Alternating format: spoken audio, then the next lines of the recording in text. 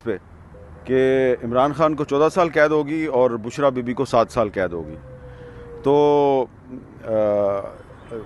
जजों के फैसले पाकिस्तान में प्रेडिक्टेबल होते हैं, इसलिए कि सुप्रीम कोर्ट की जजमेंट्स भी जो हैं कभी कभी उनकी भी लोग जो है पशीन गोई कर देते हैं कि जी इस तरह का फ़ैसला आएगा। लेकिन यहाँ पे एग्जैक्टली जो है लोगों को पता था कि 14 साल कैद भी होगी इमरान खान को और 7 साल कैद होगी बुशरा बीबी को। इसकी बहुत सी वजूहात हैं। एक तो वजह यह थी कि जज साहब बार बार इस फैसले को मौखर कर रहे थे। अब जब फैसला एक दफ़ा नहीं, दो दफ़ा नहीं, 3 दफ़ा मौखर हुआ तो वो फोकस हो गया और जो जर्नलिस्ट हैं उन्होंने पता लगाना शुरू किया कि फ़ैसले में है क्या। और उसके बाद फिर जब जेल में तकरीबन 7-8 दिन पहले इमरान खान साहब को ये मैसेज दिया गया कि भाईजान आपको हम 14 साल कैद दे रहे हैं, प्लीज़ आपकी मेहरबानी, आपने ज़्यादा गालियाँ नहीं निकाली।